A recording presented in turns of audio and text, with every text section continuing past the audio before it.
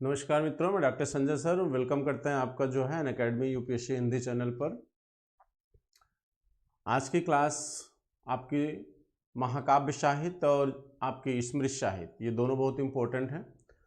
तो आज की क्लास में हम इन दोनों चीज़ों को पढ़ेंगे, ठीक है। तो चलिए स्टार्ट करते हैं। आप सभी लोग जुड़ जाइए, लिंक को शेयर कर लीजिए जो है अपने फ्रेंड सर्किल में जो है, और ज़्यादा से ज़्यादा लोगों को जोड़िए चैनल से। तो चलिए हम शुरू करते हैं। महाकाव्य एवं उपनिषद साहित्य। महाकाव्य एवं उपनिषद साहित्य।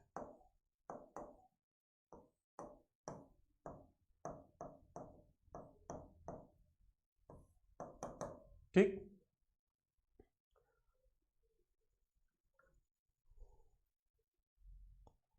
सभी लोग लाइव हो गए हैं।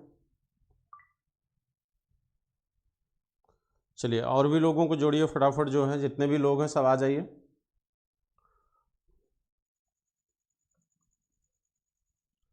चलिए तो पहले हम महाकाव्यों की बात करते हैं। आप जानते हैं कि भारत में महाकाव्य कितने हैं? दो महाकाव्य हैं। एक है महाभारत और एक है रामायण। ये दो महाकाव्य हैं और दोनों से आप जो है बखूबी वाकिफ हैं। वर्तमान में रामायण फिर चर्चा का विषय बना हुआ है। पुनः जो है आपके धार्मिक ज्ञान की वृद्धि के लिए कहीं न कहीं रामायण को पुनः प्रसारित किया जा रहा है आपके टीवी पर। महाभारत और रामायण से आप लोग बहुत ही जीवंत तरीके से जुड़े हुए हैं, क्योंकि आपने इनको सचित्र सीरियल के माध्यम से अपने जीवन में देखा हुआ है और बड़ी गूढ़ जानकारी आपको इन चीज़ों की होगी, ठीक है। लेकिन हमें देखिए, हमें जानकारी देना है परीक्षा के पॉइंट ऑफ व्यू से, एग्ज़ाम के पॉइंट ऑफ व्यू से। तो हम उसी दृष्टि से इसको देखने की कोशिश करेंगे कि हमारे परीक्षा के पॉइंट ऑफ व्यू से कौन कौन से तथ्य जो है इन दोनों महाकाव्यों से महत्वपूर्ण हो सकते हैं, ठीक है। तो चलिए मैं देखते हैं। पहले महाभारत की चर्चा कर लेते हैं। देखिए, कहते हैं महाभारत के जो रचनाकार हैं, रचनाकार इसके माने जाते हैं वेद व्यास। महाभारत के रचनाकार कौन है? वेद व्यास हैं। वेद महाभारत के रचनाकार वेद व्यास माने गए हैं। और कहा जाता है कि महाभारत जो है वेद व्यास के द्वारा रचित किया गया। इसकी जो भाषा है, भाषा मूल रूप से क्या है? संस्कृत, ठीक है। और शैली, इसकी शैली जो है वो पांचाली शैली है। किस शैली में लिखा गया है? पांचाली शैली में लिखा गया है, ठीक है। पांचाली शैली में लिखा गया है। कहते मित्रों, मूल रूप से जो महाभारत है या रामायण है, ये दोनों कथानक हैं और कथा के माध्यम से इनको निर्मित किया गया है। तो कथाओं में कभी कभी जो है काल्पनिकता भी झलकती है। इसको आप पूरी तरह ऐतिहासिक सच नहीं मान सकते। रामायण और महाभारत को लेकर अभी पूरी तरह हम प्रमाणित नहीं कर पाए हैं कि ये घटनाएं सच हैं। लेकिन हाँ, चाहे अयोध्या का मुद्दा हो, बाबरी मस्जिद के मुद्दे पर अगर रामायण की चर्चा की जाए, या द्वारका में पाए गए जो भगवान कृष्ण का जो भवन है जिसकी चर्चा महाभारत में की गई है, जो अभी पुरातात्विक अवशेषों के माध्यम से खोजा गया है, उससे ये लगता है कि नहीं, ये घटनाएं कहीं न कहीं सच हैं। लेकिन अभी भी इनके प्रमाणीकरण की ज़रूरत हमको दिखाई देती है। तो मूल रूप से हम यही मान के चलेंगे कि ये कथानक है। जैसे कथानक की ही बात अगर आती है तो कौन से कथानक हमको दिखाई देते हैं? जैसे रचना को ही ले लीजिए। रचनाकार वेद व्यास के बारे में क्या कथानक आता है? कहा जाता है कि महाभारत के निर्माण में वेद व्यास ने कुल कितने समय लिए? 3 वर्ष। वेद व्यास ने इसके रचना काल के लिए कितना समय लिया? 3 वर्ष। 3 वर्ष में इसकी रचना वेद व्यास ने पूरा किया है, ठीक है। इतना लंबा समय क्यों लगा? लंबा समय इसलिए लगा, कहा जाता है कि कुछ लोग तो ये मानते हैं कि नहीं, नैमिषारण्य जो आपके सीतापुर का एक स्थल है,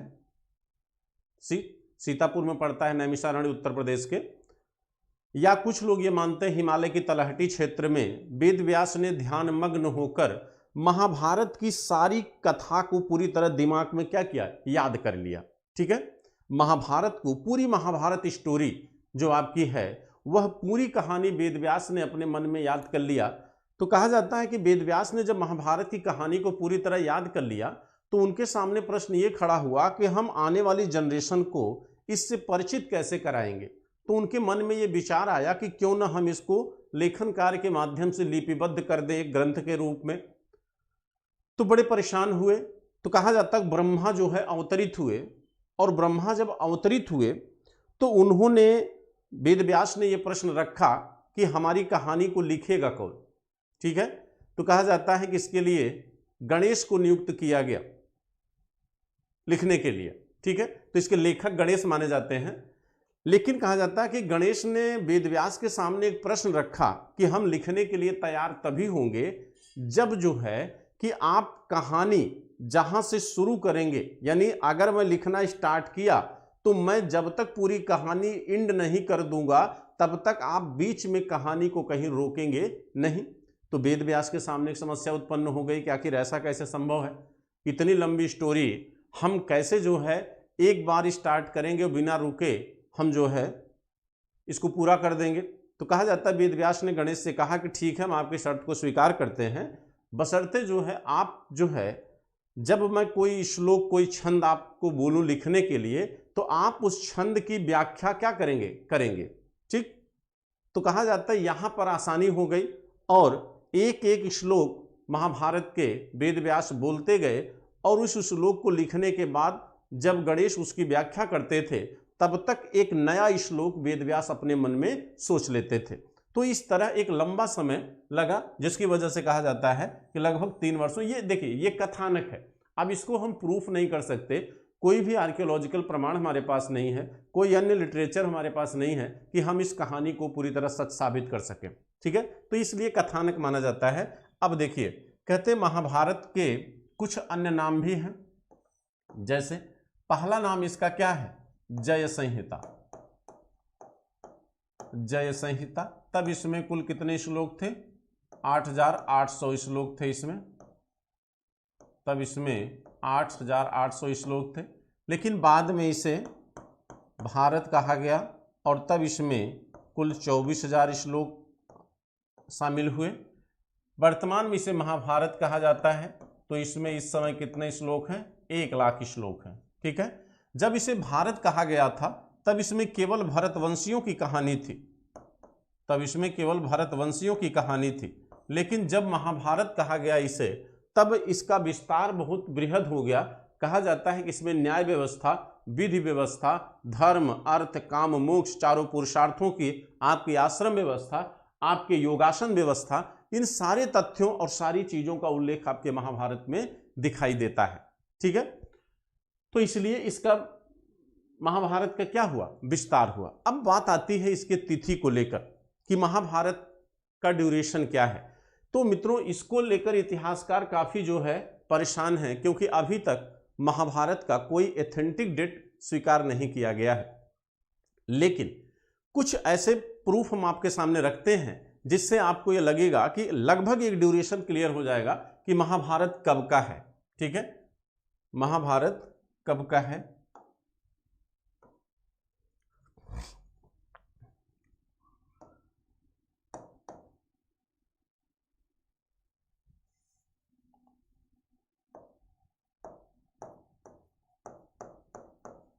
महाभारत का कार्यकाल,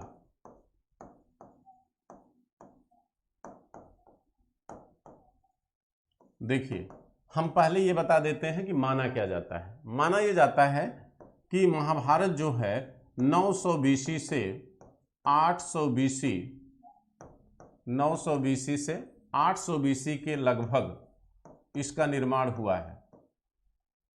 900 बीसी से 800 बीसी के लगभग इसका क्या है, निर्माण हुआ है। ठीक, महाभारत का। लेकिन ये अनुमान कैसे कर सकते हैं आप। कहा जाता है कि महाभारत का उल्लेख बौद्ध एवं जैन साहित्य में आया है। ठीक है, रामायण का उल्लेख भी आपके बौद्ध साहित्य के दशरथ जातक में उल्लेख होता है। कहा जाता है जातक ग्रंथ का संबंध बौद्ध साहित्य से है और जातक ग्रंथ जो है वो भगवान बुद्ध के पूर्व जन्मों की क्या है, कहानी है। तो उसमें रामायण का उल्लेख आया है और महाभारत का उल्लेख भी आता है। इसका मतलब हुआ कि कहीं न कहीं बौद्ध और जैन धर्म के उदय के पहले ये निर्मित हो चुके थे, यानी इनसे पूर्व थे। दूसरी बात देखिए, कहते हैं कि बौद्ध और जैन साहित्य से हमें पता चलता है, बौद्ध एवं जैन साहित्य। दूसरा, गुप्त अभिलेखों में भी, गुप्तकालीन अभिलेख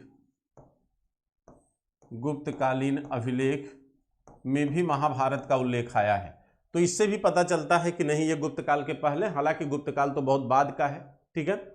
इसके बाद यूनानी ग्रंथ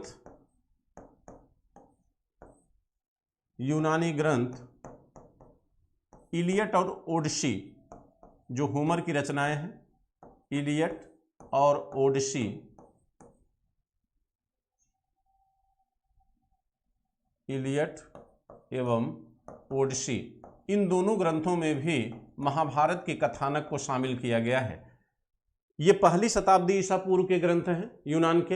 इन ग्रंथों में महाभारत का उल्लेख होना ये दर्शाता है कि कहीं न कहीं महाभारत और रामायण का निर्माण जो है वो बीसी में ही हुआ था। ठीक है। तो इस आधार पर एक अनुमानित तिथि जो महाभारत की स्वीकार की गई है वो ये है। और द्वारका से जो पुरातात्विक स्रोत मिला है, द्वारका का जो गुजरात के समुद्र में प्राप्त हुआ है अभी, वो लगभग 3000 से 4000 बीसी माना जा रहा है। लेकिन अभी उस पर और रिसर्च चल रहा है, तो जब तक वो पूरी तरह स्पष्ट नहीं हो जाता हम उसके बारे में बहुत अंदर से या बहुत एथेंटिक बातें नहीं कर सकते। ठीक है।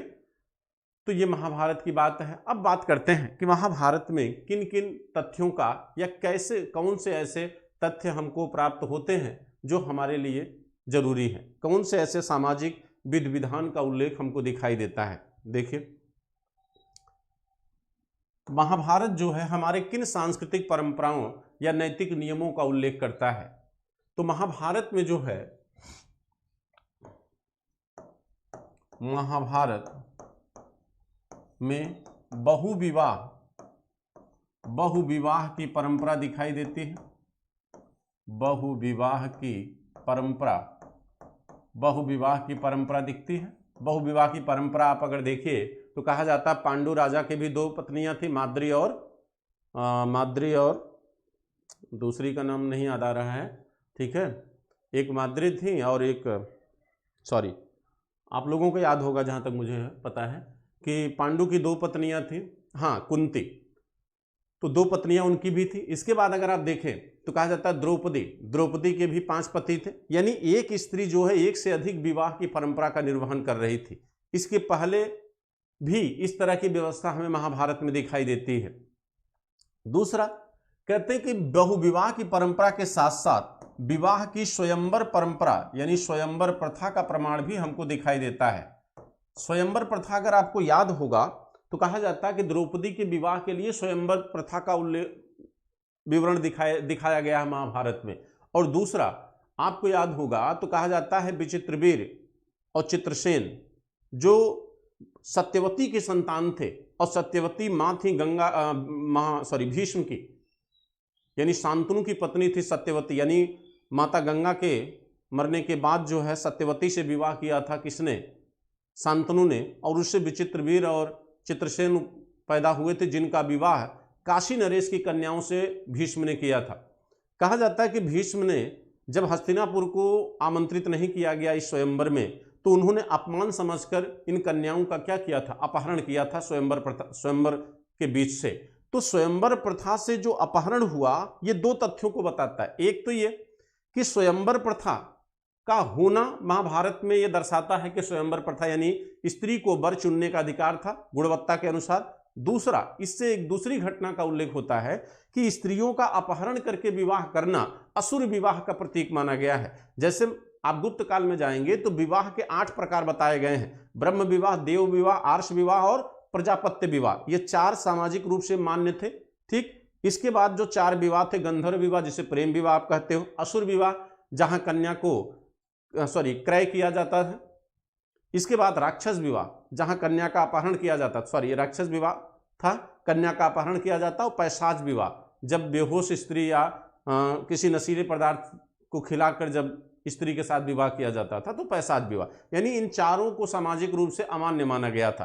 तो राक्षस विवाह यानी अपहरण करके विवाह की परंपरा जो महाभारत में दिखाई गई है, इसको कौटिल्य ने अपने अर्थशास्त्र में भी मान्य बताया है क्षत्रिय वर्ग में। तो कहीं न कहीं क्षत्रियों में यह परंपरा, विवाह की यह परंपरा प्रचलित थी अपहरण की। आप अगर अपहरण की परंपरा को देखें तो एक तो मैंने यहां पर एग्जाम्पल दिया कि भीष्म ने अपहरण किया था, दूसरा आप देखिए कृष्ण ने रूपमणि का अपहरण किया, अर्जुन ने सुभद्रा का अपहरण किया। तो ये जो विवाह की परंपरा आपको दिख रही है, ये कहीं न कहीं महाभारत में दिखती है इस तरह की परंपरा, यानी जिनको असामाजिक माना गया है, जो 4 असामाजिक विवाह हैं जिनको समाज में मान्यता नहीं दी गई है, उसमें से राक्षस विवाह की परंपरा हमको यहां पर दिखाई देती है। इसके अतिरिक्त सती प्रथा का भी हमें सांकेतिक प्रमाण दिखता है। सती प्रथा का सांकेतिक प्रमाण हमको दिखाई देता है। सती प्रथा का सांकेतिक प्रमाण हमको दिखता है। आप अगर याद होगा तो पांडु के मरने के बाद माद्री सती हो गई थी, लेकिन कुंती सती नहीं हुई। तो इसका मतलब ये अभी परंपरा नहीं बना था, ठीक, ये मात्र एक सिंबॉलिक रहा होगा, सांकेतिक रहा होगा, क्योंकि और कोई एग्जाम्पल हमको सती प्रथा का दिखाई नहीं देता।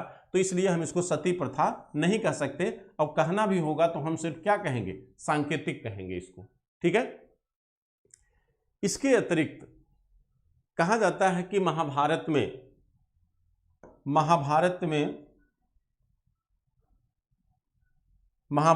हमको धर्म अधर्म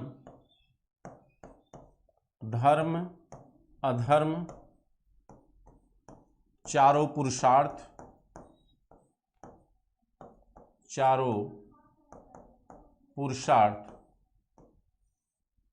की चर्चा की गई है, यानी धर्म अर्थ काम मोक्ष, इन चारों पुरुषार्थों की चर्चा आपके महाभारत में दिखाई देती है। इसके साथ साथ कहते हैं कि महाभारत में भगवान शिव के किरात रूप का वर्णन है। कहा जाता है, आपको याद होगा तो अर्जुन ने अर्जुन के सामने भगवान शिव ने किरात रूप धारण किया था। तो भगवान शिव के किरात रूप का वर्णन आपके महाभारत में दिखाई देता है, ठीक है। कहते हैं महाभारत में जो भी कहानियां दी गई हैं, उन कहानियों के लिए कुल 18 पर्व का निर्माण हुआ है। 18 पर्व, ठीक है। इन 18 पर्वों में एक पर्व है भीष्म पर्व, और भीष्म पर्व में ही आपके भगवद गीता का उल्लेख है।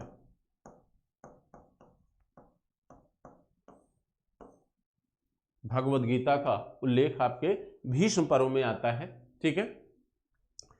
कहते हैं इसी में भगवान कृष्ण ने अर्जुन को उपदेश दिया था और उनके कर्तव्य से उनको परिचित कराया था कि आपका कर्तव्य क्या है, ठीक है। और अर्जुन ने उनकी सारी कहानी सुनने के बाद अपने कर्तव्य का निर्वहन किया, और आप जान ही रहे हैं कि पूरे कौरव वंश का क्या हो गया, विनाश हो गया, ठीक है। तो महाभारत की इस कथा से आप बखूबी परिचित होंगे, हमें और इसमें बताने की जरूरत नहीं है, ठीक है। महाभारत का जो है फारसी अनुवाद बदायूनी ने किया था। इसका जो है फारसी अनुवाद बदायूनी द्वारा किया गया था। बदायूनी जो अकबर का समकालीन था, इसने रजमनामा के नाम से इसका फारसी अनुवाद किया था, ठीक है। रजमनामा के नाम से महाभारत का क्या किया गया, फारसी अनुवाद किया गया। पूरा महाभारत अगर आप देखेंगे तो आपको पूरे महाभारत में धर्म अर्थ काम मोक्ष जो चारों पुरुषार्थ हैं उसका बखूबी ज्ञान प्राप्त होता है, ठीक। ये कर्म प्रधान ज्ञान माना गया है, ठीक है, और ज्ञान प्रधान भी है, ठीक है। अब बहुत कहानी में हम नहीं जाएंगे क्योंकि आप लोगों को अच्छी तरह से ये पता है महाभारत के बारे में।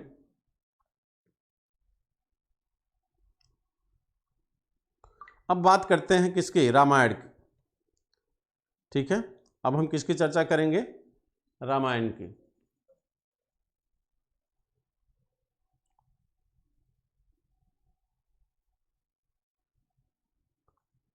माद्री की चर्चा तो हमने कर दिया, ठीक है।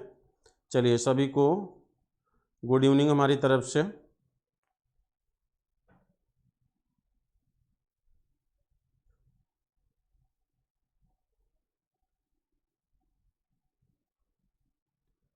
ठीक है, अब महाभारत जो है, पूरी कहानी हमसे मत सुनिए आप लोग, जो है महाभारत के बारे में आप लोग बखूबी परिचित हैं, ठीक। तो बहुत डिटेल में महाभारत नहीं बताऊंगा, आप सीरियल देख ही रहे हैं सभी लोग जो है। अब हम रामायण की चर्चा करते हैं।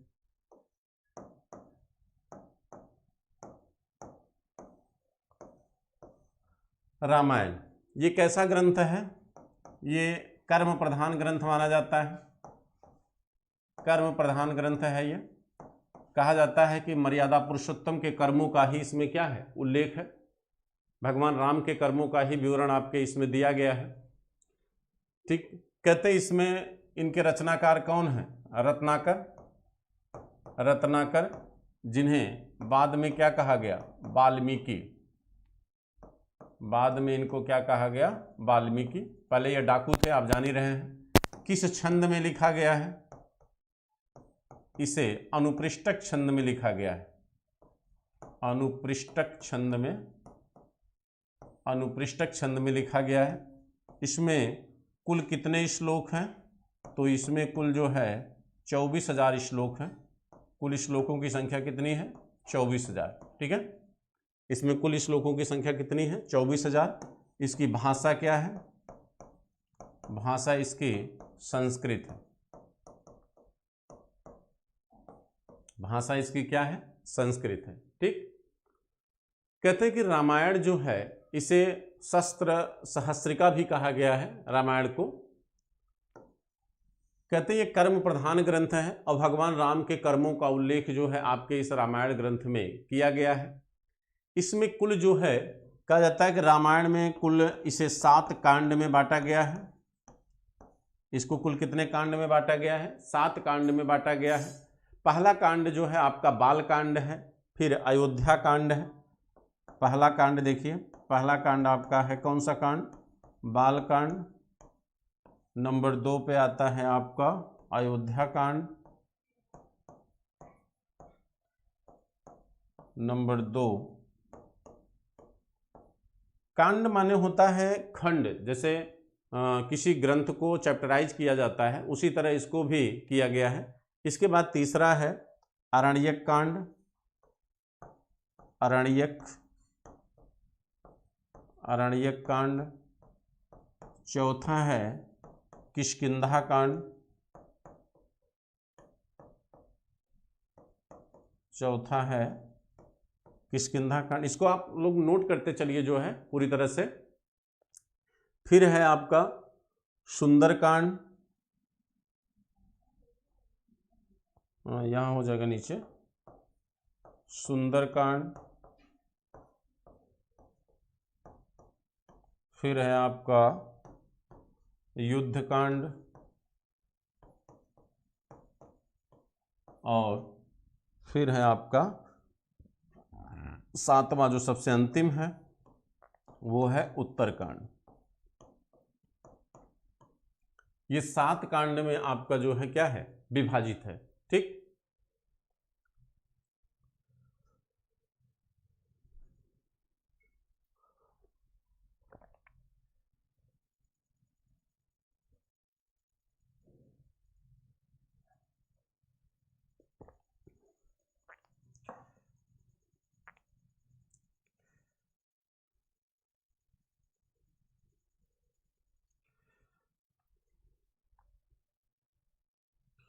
तो ये 7 कांड में क्या है? विभाजित है। अब हम देखते हैं कि रामायण को जो है किन भाषाओं में अनुवाद किया, यहां से प्रश्न पूछा जा सकता है, ठीक है। रामायण को किन किन लोगों ने इसे रूपांतरित किया है अन्य भाषाओं में, ठीक। तो इसे आप कहते हैं रामायण का अनुवाद।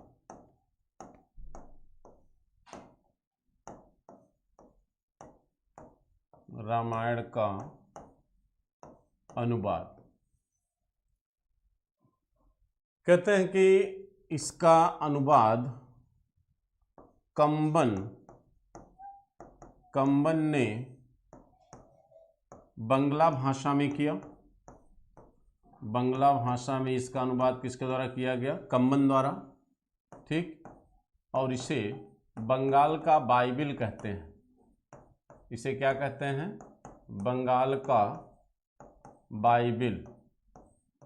ठीक है, बंगाल का बाइबिल कहते हैं। सॉरी, नहीं, गलती हो रहा है।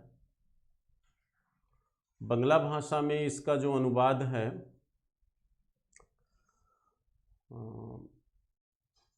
बंगला भाषा में, सॉरी, हाँ यहाँ पे गलती हो गई है।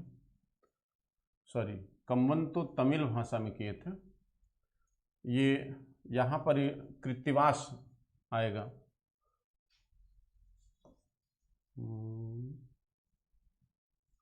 हाँ, एक बार थोड़ा सा आप लोग चेक कर लीजिएगा, कृत्तिवास है शायद, जहाँ तक मुझे ध्यान आ रहा है।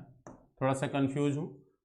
कृत्तिवास ने बंगला भाषा में इसका अनुवाद किया था। ठीक है, और बंगला भाषा में इसका अनुवाद किया था, जिसे बंगाल का क्या कहा गया? बाइबिल कहा गया। और जो कंबन थे, कंबन दक्षिण भारत के थे, कंबन जो है दक्षिण भारत के थे, उन्होंने इसका अनुवाद जो है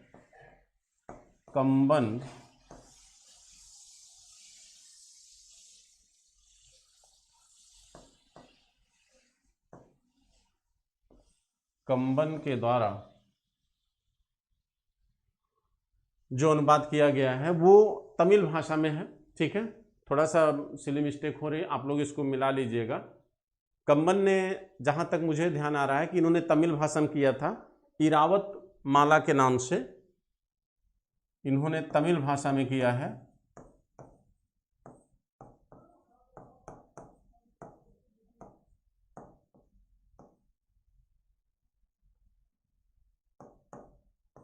ये दोनों थोड़ा सा आप लोग भी इसको चेक कर लीजिएगा, हम भी देख लेंगे इसको जो है। ठीक है,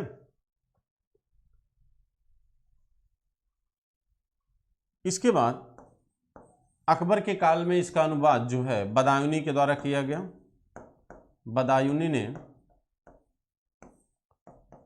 अकबर के समय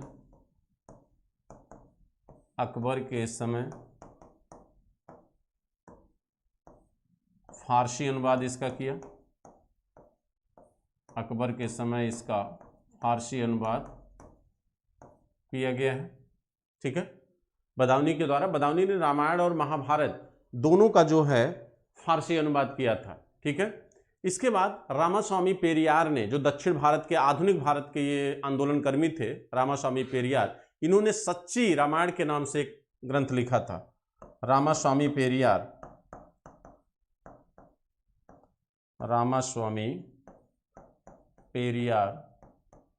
इन्होंने सच्ची रामायण के नाम से एक ग्रंथ लिखा था। रामास्वामी पेरियार ने सच्चे रामायण के नाम से एक ग्रंथ की रचना किया था। ठीक है, आपके आधुनिक पुरातत्वविद और महान इतिहासकार एच.डी. संकालिया ने इंग्लिश में इस पर एक ग्रंथ लिखा है, रामायण मीथ और रियलिटी। रामायण मीथ और रियलिटी।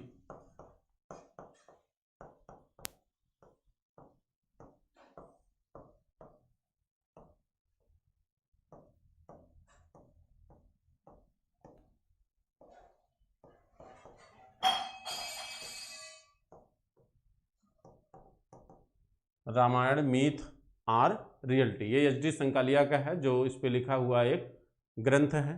ठीक, तो आप इसको ध्यान रखिएगा, और थोड़ा सा ऊपर हो सकता मिस हुआ हो, आप लोग इसको एक बार मिला लीजिएगा। हम भी कभी स्लिप हो जाता है, हमसे भी गलती की संभावना रहती है, ऐसा नहीं है कि कंप्यूटर नहीं है, बट ये है कि मुझे लगता है कि ये सही होगा। हम देख लेंगे, अगर कुछ दिक्कत होगी तो कल की क्लास में हम इसको रिवाइज करा देंगे। ठीक है, इसको आप लोग डाउनलोड कर लीजिए। ये पूछा जा सकता है, इन प्रश्नों को पूछा भी गया है कई बार जो है, इनके अनुवाद को लेकर जो है। ठीक, तो ये रामायण और महाभारत की चर्चा हमने संक्षिप्त में किया, जो आपके परीक्षा के पॉइंट ऑफ व्यू से इंपॉर्टेंट लग रहा था हमको। ठीक है, अब हम चलते हैं किधर, स्मृत साहित्य की तरफ, जो बेहद इंपॉर्टेंट है, स्मृत साहित्य।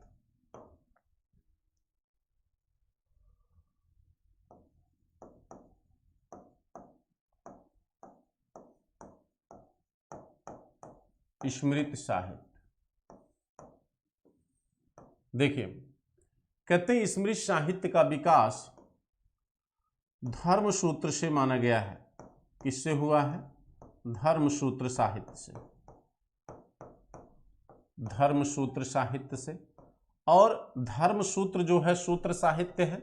आपको याद होगा तो हमने ग्राफ में आपको बनाया था कि सूत्र साहित्य जो है वो कितने हैं? 4। ठीक, सूत्र साहित्य में 4 थे।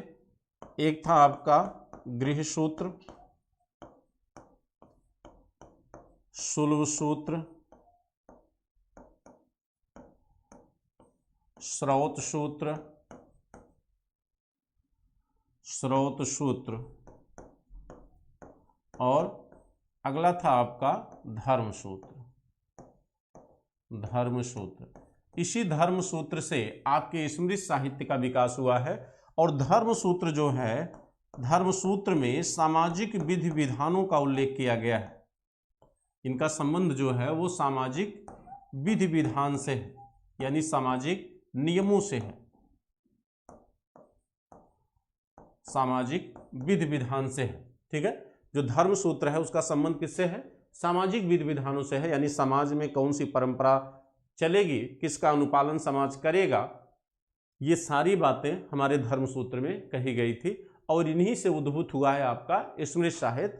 और आप स्मृतियों को देखेंगे तो उसमें चाहे मनुस्मृति हो, चाहे विष्णु स्मृति, चाहे याज्ञवल्क्य, चाहे नारद, वो समाज के नियमों और परंपराओं का ही उल्लेख करती हैं। तो सामान्य रूप से आपके जो स्मृत साहित्य हैं इनका संबंध मानव समाज के नियमों से है। इसीलिए स्मृत साहित्य को मानव शास्त्र भी कहा गया है।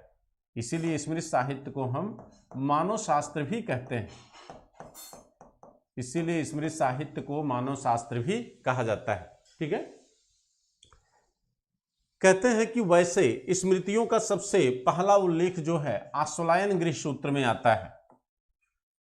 ठीक, अब हम आगे चलते हैं। तो स्मृतियों में सबसे पहली स्मृति कौन सी है? मनुस्मृति, जो सबसे महत्वपूर्ण है आपकी मनुस्मृति। मनुस्मृति ये कब की है? ये 200 BC इसका ड्यूरेशन है। तो 200 BC मतलब कब का है ये? अगर काल के रूप में आप बताएंगे तो ये किस काल के सामाजिक विधान बताती है? मौर्योत्तर काल के। किस काल के सामाजिक विधानों का विवरण देती है? मौर्योत्तर काल। ठीक, यानी मौर्य काल के बाद, यानी पुष्यमित्र शुंग वाला वंश, यानी शुंग वंश इसमें आ जाएगा, कण्व वंश आ जाएगा, सातवाहन वंश आ जाएगा इस काल में।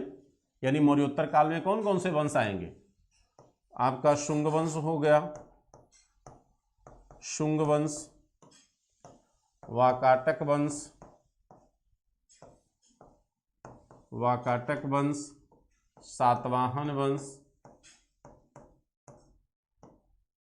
आप जानते हैं मौर्य काल के पतन के बाद भारत में एक विखंडित राजनीति की स्थापना हुई, कई वंशों का उद्भव हो गया। ये भारत के आंतरिक विभाजन था। और इसी समय बाहर से आपके हिंदवन शासक भी आते हैं, शक, कुषाण, पहलव, ये भारत से बाहर से आने वाली जातियां थी, जिनको मनुस्मृति में म्लेच्छ कहा जाएगा। तो इस काल को हम क्या कहते हैं? मौर्योत्तर काल।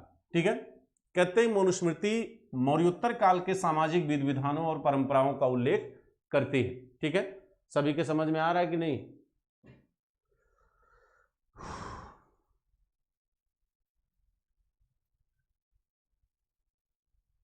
चलिए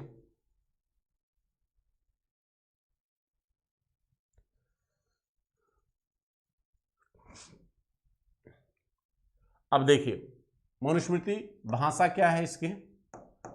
भाषा इसकी संस्कृत है। भाषा इसकी क्या है? संस्कृत है। इस पर टीका किन किन लोगों ने लिखा है? टीका लिखने वालों में सबसे महत्वपूर्ण है आपके मेघातिथि, मेघातिथि, मेघातिथि और भररुच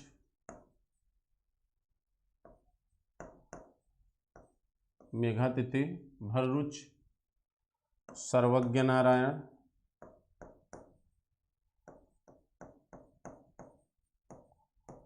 सर्वज्ञ नारायण, गोविंदराज, गोविंदराज, रघुनंदन, रघुनंदन, मेघातिथि, भररुच, गोविंदराज, कुल्लुक भट्ट, कुल्लुक भट्ट, ये टीकाकार हैं। किस पे? टीका माने इसकी व्याख्या यानी भाष्य। टीका को आप भाष्य भी कहते हैं। अब देखिए, लिखने का तो हमने कई लिख दिया, लेकिन आपके पीसीएस की अगर हम बात करें तो पीसीएस की अगर बात करें तो पीसीएस के लिए आपका ये मोस्ट इम्पोर्टेंट है, ये इम्पोर्टेंट है, ये इम्पोर्टेंट है और ये चार आपको आपकी जबान पे होने चाहिए और इन चारों को ही आपके एग्जाम में पूछा गया। आईएएस में अगर पूछेगा तो वहाँ पे इनको भी पूछ सकता है, ठीक है, ध्यान रखिएगा, वहाँ पे इनको भी पूछा जा सकता है। कहते मनुस्मृति का अंग्रेजी अनुवाद किसके द्वारा किया गया? मनुस्मृति का अंग्रेजी अनुवाद विलियम जोन्स के द्वारा किया गया था। किसके द्वारा? विलियम जोन्स के द्वारा किया गया था। और उस ग्रंथ का नाम इन्होंने रखा था a code of Gentoo laws, a code of Gentoo laws, ठीक। तो मनुस्मृति, विलियम जोन्स ने मनुस्मृति का अंग्रेजी अनुवाद ए कोड ऑफ जेंटुलाज के नाम से किया था। और आपको मैं बताया हूं कि अंग्रेजों के द्वारा भारत के धार्मिक ग्रंथों का अनुवाद भारतीय समाज और सभ्यता को समझने के लिए किया गया था। तो मनुस्मृति का अनुवाद किसके द्वारा किया गया? विलियम जोन्स के द्वारा, जिन्होंने एशियाटिक सोसाइटी ऑफ बंगाल की स्थापना की थी, ठीक। अब हम बात करेंगे कि भाई मनुस्मृति में इस समय के समाज के किन प्रावधानों का या किस नियमों का उल्लेख प्राप्त होता है। मनुस्मृति का महत्व जो है तत्कालीन समाज के लिए क्या था? आप जानते हैं कि आपके संविधान निर्माण में भी मनुस्मृति के प्रावधानों का उल्लेख किया गया है। लेकिन एक बात अपने दिमाग में आप बैठा लीजिए, कहा जाता है मनुस्मृति जो है कुलीन वर्ग का नेतृत्व करती है। लगभग कहा जाता है कि मनुस्मृति ब्राह्मण या उच्च कुल का नेतृत्व करती है, यानी इसमें जो विधान है वो सामान्य रूप से शूद्रों के लिए और स्त्रियों के लिए बेहद कठोर है। इसीलिए जब कोई नेता या कोई बड़ा आदमी किसी रूढ़िवादी तरह की बात करता है तो आप कहते हैं कि वो मनुवादी विचारधारा का व्यक्ति है, यानी जो कहीं न कहीं सामाजिक विभेद जैसी मान्यता को स्वीकार करता हो, रूढ़िवादिता को स्वीकार करता हो। तो मनुस्मृति जो है बहुत कठोर नियमों का प्रावधान करती है शूद्रों के बारे में और स्त्रियों के बारे में। तो हम चर्चा करते हैं कि कौन से वो कठोर नियम और प्रावधान है मनुस्मृति में। चलिए देखते हैं। एक चर्चा हम यहाँ पे नहीं करेंगे, जो मैं आपको पढ़ा चुका हूँ कि मनुस्मृति में ही भारत का भौगोलिक विभाजन आया है। एक एक तथ्य आप जानते रहिए। पिछली वीडियो में अगर आप पढ़ेंगे तो वहाँ हमने मनुस्मृति के अकॉर्डिंग भारत के भौगोलिक विभाजन की चर्चा किया था। भौगोलिक विभाजन, मनुस्मृति में भारत का भौगोलिक विभाजन किया गया है। भौगोलिक विभाजन मनुस्मृति में आया है और इन्होंने 4 नाम दिए हैं। ब्रह्मावर्त क्षेत्र, ब्रह्मावर्त क्षेत्र,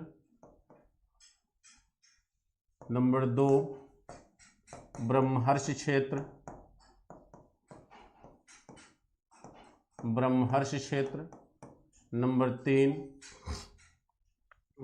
3 था मध्य देश, नंबर 4 था आपका जो है, नंबर 4 था आपका आर्यावर्त। ये भारत के 4 नामों की चर्चा मनुस्मृति में की गई है, ठीक। और वहाँ पर हमने इसका बखूबी मैप के द्वारा बताया था कि सरस्वती से दृश्यदूत के बीच का क्षेत्र, ब्रह्मर्षि क्षेत्र की व्याख्या, मध्य देश की और आर्यावर्त पूरी व्याख्या हमने उस वीडियो में किया है। यहाँ फिर से करने का मतलब वेस्ट ऑफ टाइम है, ठीक है।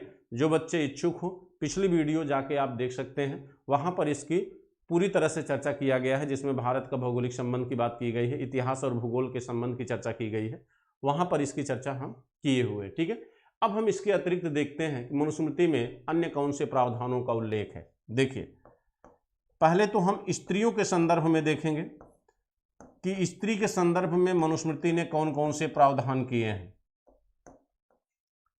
स्त्रियों के संदर्भ में मनुस्मृति कौन कौन से प्रावधान करती है। ठीक है, देखिए, कहते हैं कि मनुस्मृति स्त्रियों के संदर्भ में पहली बार स्त्री धन की चर्चा की गई है। मनुस्मृति में ही स्त्री धन की चर्चा पहली बार आती है। और आप जानते हैं स्त्री धन क्या होता है।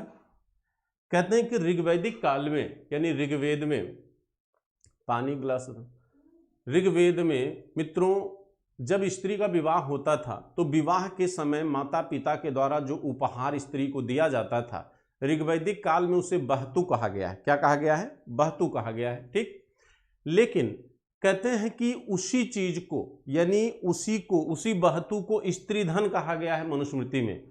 यानी विवाह के समय माता पिता के द्वारा जो उपहार स्त्री को दिया जाता था उसी को स्त्री धन कहा गया है। अब इसी स्त्री धन के अधिकार को लेकर आगे विष्णु स्मृति में चर्चा की जाएगी, आने वाली याज्ञवल्क्य स्मृति में चर्चा होगी। अभी यहां पर इन्होंने स्त्री धन के अधिकार किसी अन्य को नहीं सौंपे हैं। जैसे आगे चलेंगे आप तो देखेंगे स्त्री धन का अधिकार पुत्रियों को मिल जाएगा। ठीक है, लेकिन अभी यहां पर सिर्फ स्त्री धन की चर्चा होती है।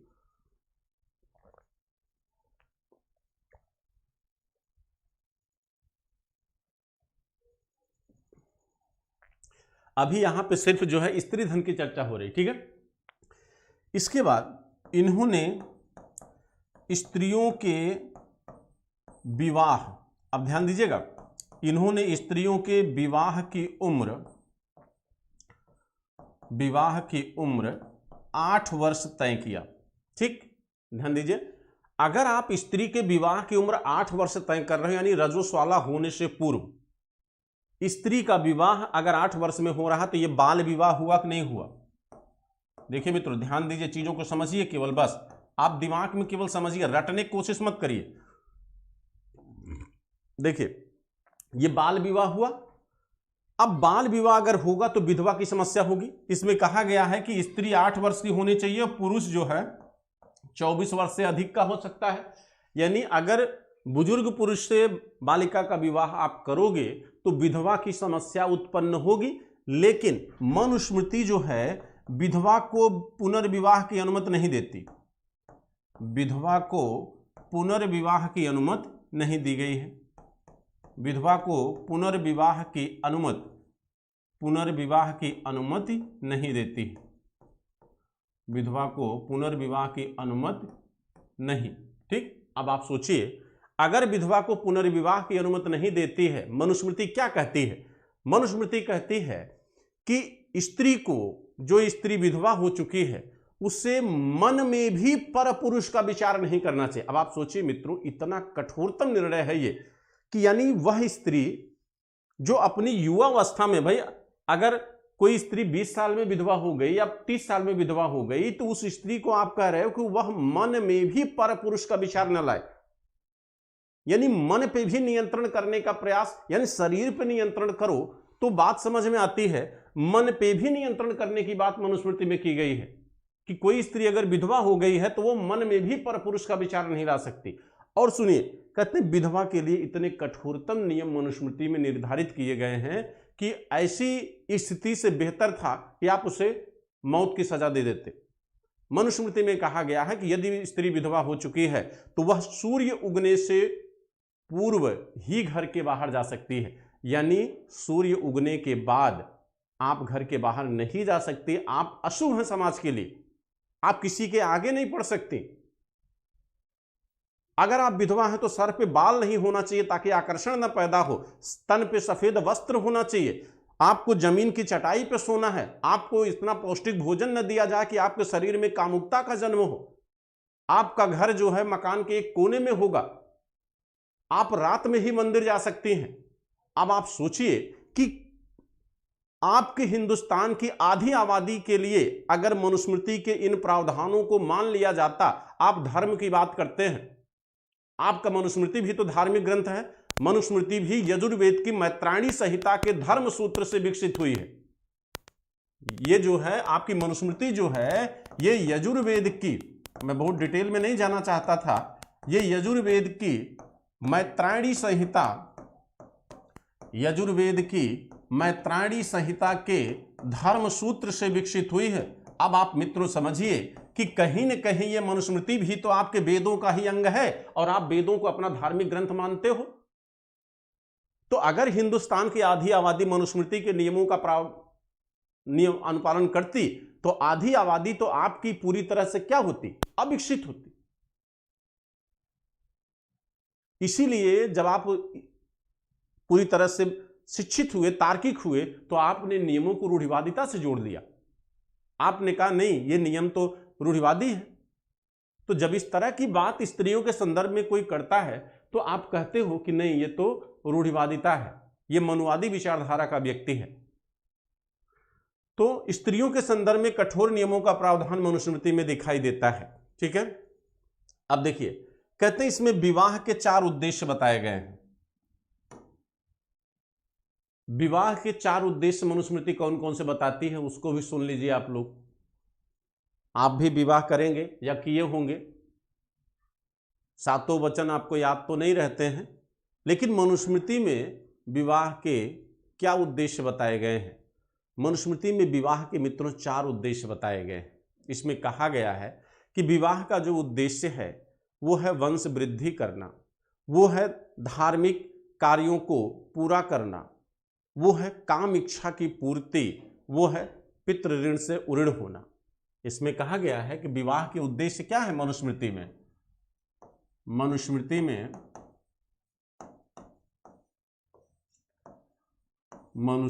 में विवाह के उद्देश्य क्या बताए गए हैं। मनुस्मृति में विवाह के उद्देश्य, पहला उद्देश्य इसमें बताया गया है कि बिना स्त्री से विवाह के वंश की वृद्धि नहीं हो सकती। अब आप सोचिए, एक तरफ कह रहे हो कि बिना स्त्री के विवाह के वंश वृद्धि नहीं हो सकती, और जब वंश वृद्धि हो जाती है तो पिता का खेवनहार पुत्र को माना गया है, और पुत्र ही पिता की चिता को अग्नि देगा।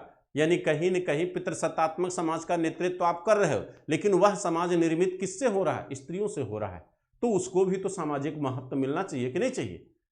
दूसरा इन्होंने कहा धार्मिक कार्यों की पूर्ति, क्योंकि कोई भी पूजा बिना पति पत्नी के पूर्ण नहीं मानी जाती, तो उसके लिए भी एक पत्नी होनी चाहिए ताकि धार्मिक कार्यों की क्या हो, पूर्ति हो, धार्मिक कार्यों की क्या हो, पूर्ति हो।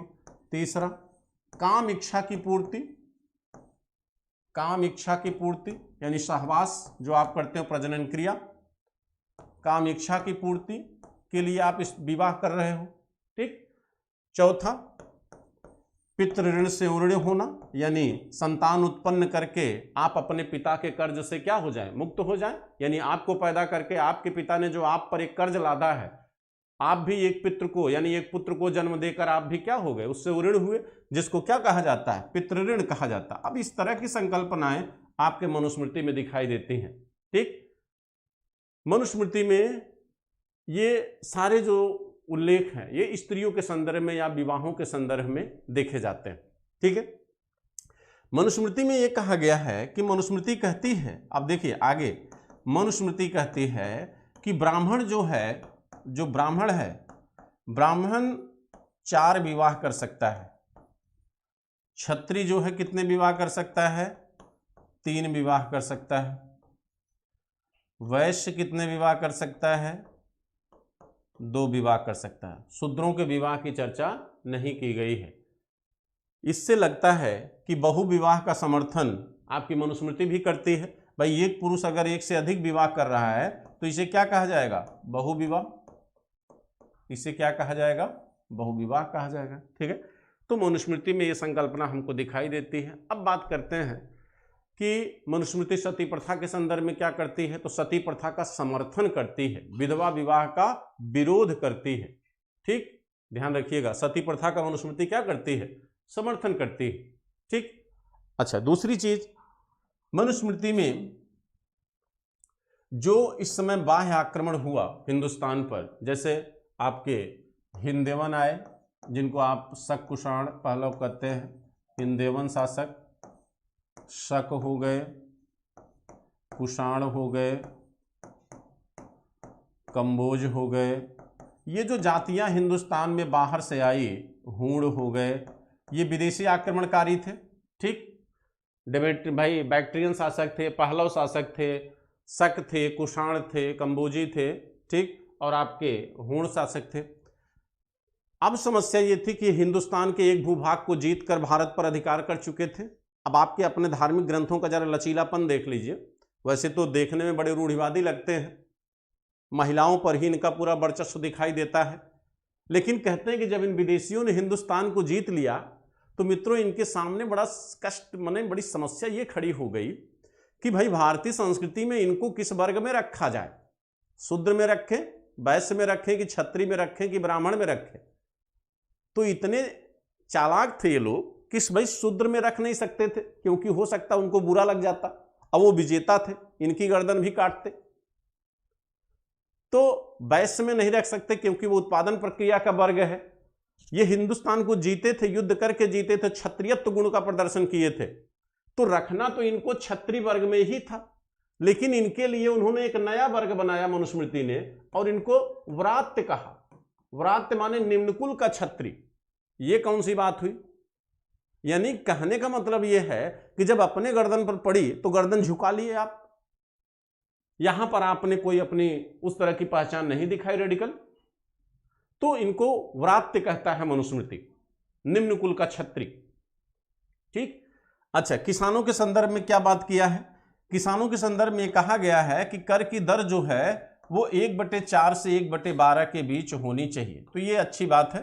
ठीक है, कि 1/4 से 1/12 के बीच अगर किसानों से राजा कर लेता है, क्योंकि ये राजा को पोषक मानता है और कहता है कि कर के माध्यम से ही राज्य का संचालन होता है, और कर की जो दर होनी चाहिए वो 1/4 से 1/12 के बीच होनी चाहिए। ठीक है, ये मनुस्मृति में कहा गया है कि कर की दर जो है 1/4 से 1/12 के बीच होनी चाहिए।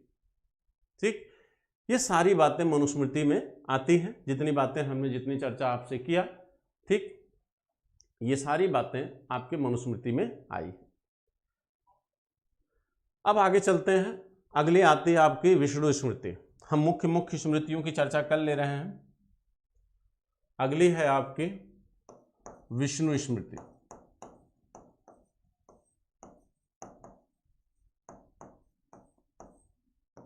विष्णु स्मृति,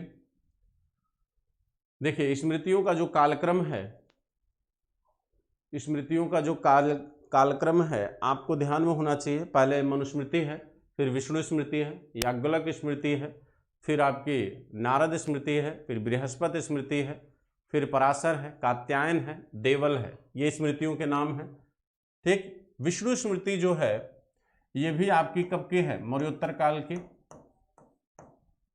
ये भी आपके मौर्योत्तर काल की है, मौर्योत्तर काल का ही विधान करती है, मौर्योत्तर काल। ठीक, आप जानते हैं कि विष्णु स्मृति में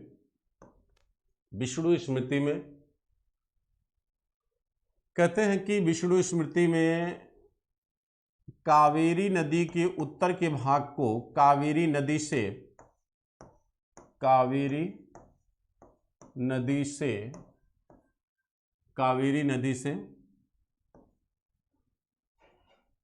हिमालय तक, कावेरी नदी से हिमालय तक के भूभाग को क्या कहा गया है? आर्यावर्त कहा गया है। क्या कहा गया है? आर्यावर्त कहा गया है। ठीक, ये भौगोलिक परिचय आपकी विष्णु स्मृति में दिखाई देती है। यहां पर जो है कावेरी नदी से हिमालय तक के क्षेत्र को क्या कहा गया है? आर्यावर्त कहा गया। ठीक, और इसी में पहली बार कहा गया है कि शूद्र भी सन्यासी हो सकता है, शूद्र भी सन्यासी हो सकता है। यानी सन्यासी यानी सन्यास ग्रहण करने का अधिकार, शूद्र भी सन्यासी हो सकता है और वह भी मोक्ष की प्राप्ति कर सकता है, क्योंकि संन्यास ग्रहण जो होता है वो आपके चारों पुरुषार्थों में जो अंतिम पुरुषार्थ है मोक्ष, उसकी प्राप्ति के लिए किया जाता है। ठीक, तो मोक्ष की प्राप्ति शूद्र भी कर सकता है, पहली बात। दूसरी चीज ये, इसी शूद्र को मनुस्मृति में कहा गया है कि शूद्र का छुआ पानी भी ब्राह्मण को नहीं पीना चाहिए। तो मनुस्मृति छुआछूत का भेद करती है, शूद्र को निम्न मानती है। ठीक है, इसके बाद आप देखिए तो कहते हैं पहली बार सती प्रथा, सती प्रथा का समर्थन इसमें भी किया गया है। सती प्रथा का समर्थन किया गया है किसमें? विष्णु स्मृति में। और विष्णु स्मृति में यह कहा गया है कि स्त्री धन पर, पहली बार इसमें कहा गया कि स्त्री धन जो है, जिसका उल्लेख आया है आपके मनुस्मृति में, स्त्री धन आप जान ही रहे हैं। स्त्री धन के अधिकार की बात की गई है, पहली बार स्त्री धन के अधिकार की चर्चा किया गया है। तो स्त्री धन के अधिकार की जो चर्चा यहाँ पर की गई है उसके संदर्भ में क्या कहा गया है? उसके संदर्भ में ये कहा गया है कि जो स्त्री धन है वो उस स्त्री के मरने के बाद इस पर अधिकार किसका होगा? इसकी पुत्री का होगा। जैसे कोई भी स्त्री विवाह के समय जो उपहार पाती है अपने माता पिता और पति के द्वारा, ठीक, उस पर जो है उसके मरने के बाद उसकी पुत्री का अधिकार होता। शायद अगर बहू को दे दिया गया होता ये अधिकार तो सास और बहू का संबंध जो है मधुर हो गया होता, ठीक, और पुत्री का जो कॉन्फिडेंस लेवल है वो थोड़ा कम हो गया होता। तो बहू और भौजाई का जो नंद और भौजाई का जो झगड़ा होता है वो भी कम हो गया होता है। ठीक, तो वो अलग बात है, व्यवहारिक चीज़ें हैं सब। तो यहाँ पर स्त्री धन पर जो अधिकार है वो किसको दिया गया है? उसकी पुत्री को दिया गया है। स्त्री धन पर अधिकार किसको दिया गया है? पुत्री को दिया गया है। ठीक, लेकिन पति की संपत्ति पर अधिकार विधवा को दिया गया है। यानी अगर पति जो है डेथ करता है, पति की अगर मृत्यु होती है तो पति की संपत्ति पर उस पत्नी को अधिकार दिया गया है, यानी जो उसकी विधवा होगी तो पति की संपत्ति पर पत्नी को और स्त्री की संपत्ति पर उसकी पुत्री को, यानी स्त्री धन पर अधिकार उसकी पुत्री को दिया गया है। पराशर स्मृति में जब आप जाएंगे तो इसी स्त्री धन को दो भागों में बांट दिया गया है, सौदायिक और असौदायिक। पराशर स्मृति में इसे दो भागों में बांटा गया है, सौदायिक स्त्री धन और असौदायिक स्त्री धन। ठीक है, उसमें ये कहा गया है कि सौदायिक स्त्री धन वह स्त्री धन है जो स्त्री को माता पिता और पति के द्वारा प्राप्त होता है। ठीक, माता पिता और पति, वो सौदायिक स्त्री धन होता है। और जो रिश्तेदारों मित्रों के द्वारा उपहार स्वरूप प्राप्त होता है वह असौदायिक होता है।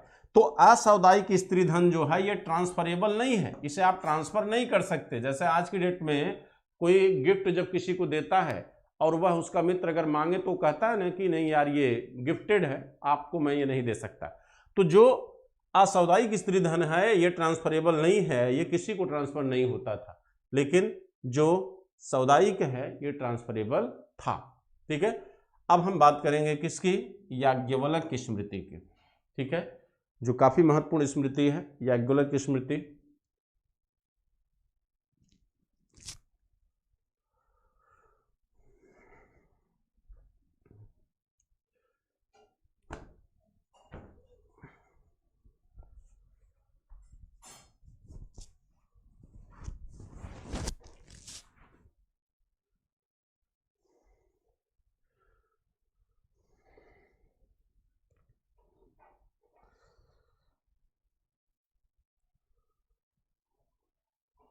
चलिए अब देखते हैं याज्ञवल्क्य की स्मृति।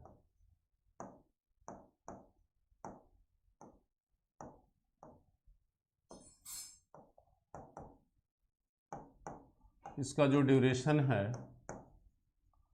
वो 100 से 300 ईस्वी माना जाता है। ठीक है, 100 से 300 ईस्वी। और इसके जो टीकाकार हैं, इसके टीकाकार कौन है? सायण। इसके टीकाकार कौन है? सायण है। ठीक है, कहते हैं कि याज्ञवल्क स्मृति में मनुस्मृति के कुछ प्रावधानों को यहाँ पर जो है क्या किया गया है, आसान बना दिया गया है। आसान बनाने का सेंस क्या है, कहते हैं कि नहीं, ये गलती है, सायण जो है आपके नारद स्मृति के टीकाकार हैं, ठीक नहीं, इसका कोई टीकाकार याज्ञवल्क स्मृति के जो टीकाकार हैं, गलती हो गई, दिमाग देखिए, याज्ञवल्क स्मृति के टीकाकार में आपके सबसे महत्वपूर्ण टीकाकार, दिमाग से मिस हो गया, देखिए सबसे महत्वपूर्ण टीकाकार जो याज्ञवल्क स्मृति के हैं वो हैं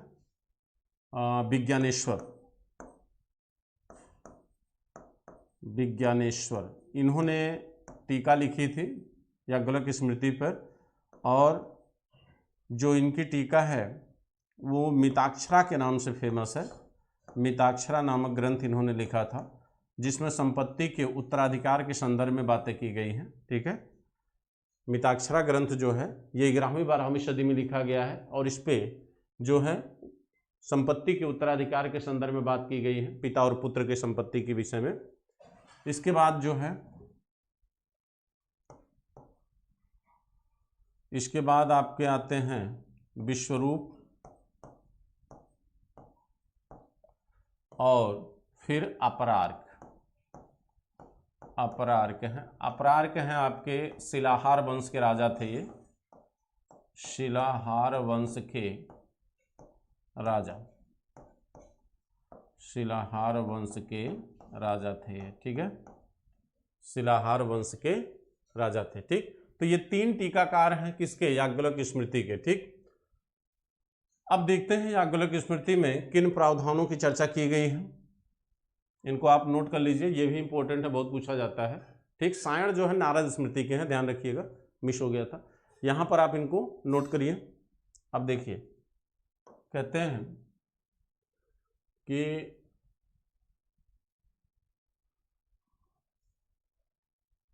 याज्ञवल्क स्मृति में, याज्ञवल्क्य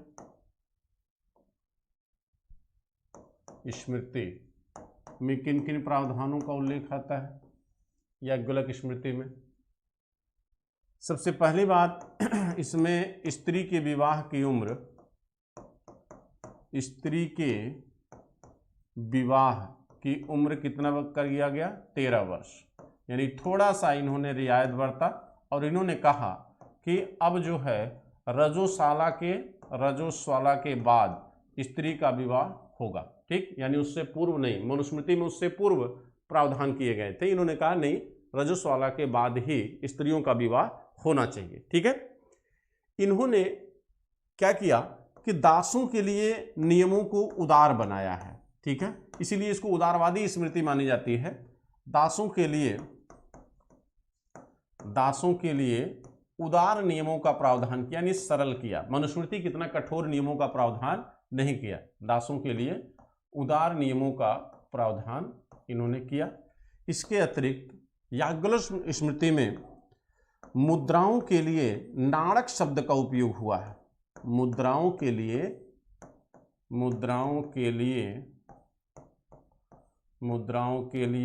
नाणक शब्द का उपयोग हुआ है। ध्यान रखिएगा, पूछ सकता है नाणक शब्द किसके लिए आया है, मुद्रा के लिए आया है, ठीक। कहते हैं याज्ञवल्क स्मृति में ही सबसे पहली बार कायस्थ शब्द का उल्लेख आता। मोस्ट इंपॉर्टेंट है ये कायस्थ शब्द। कायस्थ जो आप आज की डेट में जो श्रीवास्तव जाति है आपकी लाला, कायस्थ शब्द का प्रथम उल्लेख आपके याज्ञवल्क स्मृति में आया है, और इसी कायस्थ शब्द का एक जाति के रूप में उल्लेख उष्णम स्मृति में आता है। कौन सी स्मृति, उष्णम स्मृति, एक जात के रूप में इसका उल्लेख कहाँ आया है, उष्णम स्मृति। इसके बाद राजतरंगिणी में भी इसका उल्लेख आया है। राजतरंगिणी जो कौटिल्य की रचना मानी जाती है, ठीक है। इसके अतिरिक्त जो है मृच्छकटिकम जो शूद्रक की रचना है, वहाँ भी कायस्थ का उल्लेख आया है न्यायाधिकारी के रूप में। मृच्छकटिकम ये शूद्रक की रचना है जो गुप्त काल की है, वहाँ भी कायस्थ का उल्लेख आता है, ठीक। लेकिन पहली बार कायस्थ का as a word, as a शब्द उल्लेख पहली बार कहाँ आया है? याज्ञवल्क्य स्मृति में आया है। ठीक, और ओशनम स्मृति में कायस्थ जात के रूप में उल्लेख किया गया है। कायस्थ का एक जात के रूप में उल्लेख ओशनम स्मृति में आया है। ठीक, दूसरी चीज ये कहते हैं कि याज्ञवल्क्य स्मृति भी स्त्री धन पर अधिकार की चर्चा करती है और उसी बात को दोहराती है जो आपके अभी बताया विष्णु स्मृति में।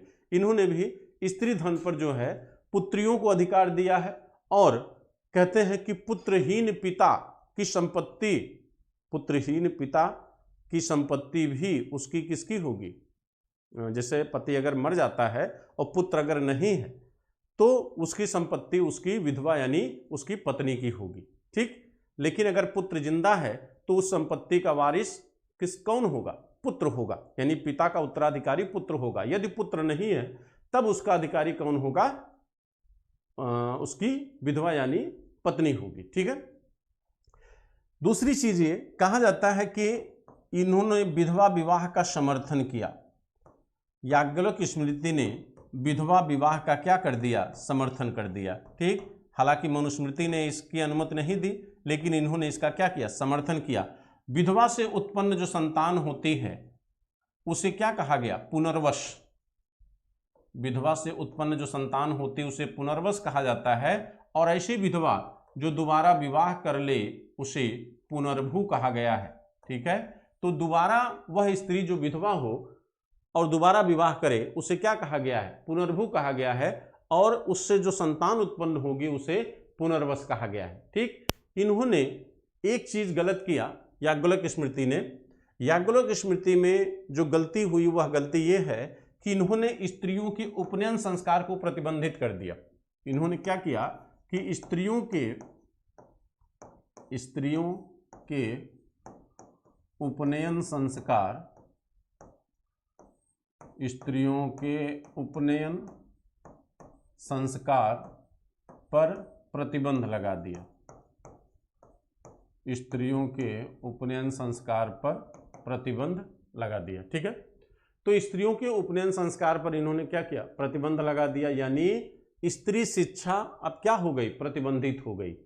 यानी जब उपनयन संस्कार से ही शिक्षा का आरंभ होता है और समावर्तन संस्कार से शिक्षा का समापन होता है, तो जब स्त्रियों के उपनयन संस्कार को प्रतिबंधित कर दिया तो इसका मतलब हुआ कि स्त्री शिक्षा पर याज्ञवल्क्य स्मृति अनुमति नहीं देती, इसे प्रतिबंधित कर दिया गया। ठीक, ये बातें आपके याज्ञवल्क्य स्मृति में कही गई हैं। ठीक है, इसके बाद कहते हैं याज्ञवल्क्य स्मृति में ये कहा गया है कि अगर राज्य में पुरुष जो है पुनर्विवाह करना चाहता है तो उसकी कुछ कंडीशन होनी चाहिए। इन्होंने पुरुष को पुनर्विवाह की अनुमति दिया, लेकिन उसकी क्या है? कुछ इन्होंने कंडीशन रखा। क्या कंडीशन रखा? यानी पुरुष पुनर्विवाह की अनुमति, देखिए नारद स्मृति में आप जाओगे तो स्त्री को पुनर्विवाह की अनुमति दी जाएगी और याज्ञवल्क्य स्मृति में पुरुष को पुनर्विवाह की अनुमति दी गई है। ठीक है, याज्ञवल्क्य स्मृति में जो है पुरुष पुनर्विवाह की अनुमति देता है। कंडीशन क्या है? पहली कंडीशन क्या है? यानी कोई पुरुष दोबारा विवाह कर सकता है, दूसरी स्त्री से विवाह कर सकता है, उसके लिए यह होना चाहिए कि स्त्री क्या हो? बंध्या हो। यानी स्त्री क्या हो? बंध्या हो। बंध्या माने वह संतान उत्पन्न करने में सक्षम न हो। अगर वो संतान उत्पन्न करने में सक्षम नहीं है, ऐसी कंडीशन में पुरुष दोबारा विवाह कर सकता है। ठीक, पति से द्वेष रखती हो, पति से द्वेष रखती हो, आजकल सामान्यतः स्त्रियां रखती हैं। अगर आप पैसा न दे तो पति से द्वेष रखती हो, यह भी एक कंडीशन थी। पत्नी असाध्य बीमारी से ग्रस्त हो, पत्नी असाध्य बीमारी से ग्रस्त हो, असाध्य बीमारी से ग्रस्त हो, यानी ऐसी बीमारी से ग्रस्त हो कि उसके ठीक होने की संभावना न हो, और मदिरा पान करती हो, अपव्ययी हो, सॉरी हिंदी में उसको क्या कहते हैं, जो ज्यादा खर्च करती हो, जो भी हो, मतलब अपव्ययी या मितव्ययी दो होता है ना, तो इसको ऐसे लिख देते हैं, मदिरा पान करती हो, मदिरापान एवं ज्यादा खर्च करने वाली, ज्यादा खर्च करते, ऐसी कंडीशन में पुरुष को पुनर्विवाह की अनुमति दी गई है। अब आप देखेंगे नारद स्मृति में तो वहां पर जो है स्त्री को पुनर्विवाह की अनुमति दी गई है। ठीक है, तो वहां की कंडीशन वहां पे चर्चा करेंगे। तो ये जितनी बातें इसमें हमने बात किया याज्ञवल्क्य स्मृति में, इसको आप ध्यान में रखिएगा। आप थोड़ा सा इसको 1-2 बार माने वीडियो को जो है क्लास को 2-3 बार जो है आप रिवाइज करके इसको पढ़ लीजिएगा। वादा करता हूं आपसे बहुत सारे क्वेश्चन आपके जो मैं लिटरेचर पढ़ा रहा हूं इससे बहुत सारे क्वेश्चन आपके एग्जाम में फंसने वाले हैं। ठीक है, और बहुत सारे क्वेश्चन आते भी हैं। जब मैं प्रैक्टिस सेशन स्टार्ट करूंगा तो आपके पिछले आए हुए क्वेश्चनों की चर्चा मैं वहां पे करूंगा, तो देखेंगे आपको बहुत सारे प्रश्न आपको यहां से दिखाई देंगे। ठीक, चलें आगे। अब आते हैं नारद स्मृति को। नारद स्मृति,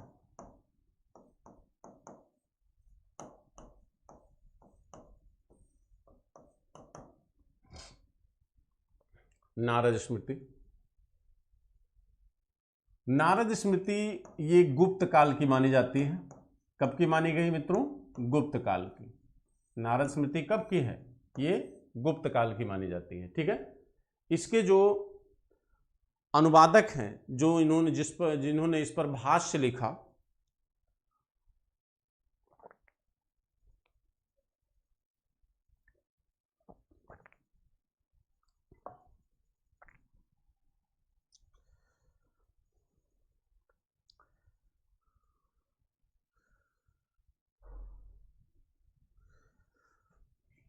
जिन्होंने इस पर भाष्य लिखा उनका नाम है शायण।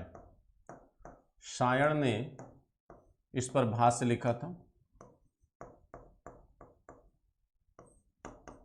ठीक है, कहते हैं नारद स्मृति पहली स्मृति है जो दास मुक्ति का विधान करती है। दास मुक्ति का विधान यानी कोई भी दास दासता से मुक्त हो सकता है, यह विधान सबसे पहले किसमें किया गया है? नारद स्मृति में किया गया। और आप जानते हैं कि भाई दासों का सबसे पहला उल्लेख कहाँ आया है? ऋग्वेद में।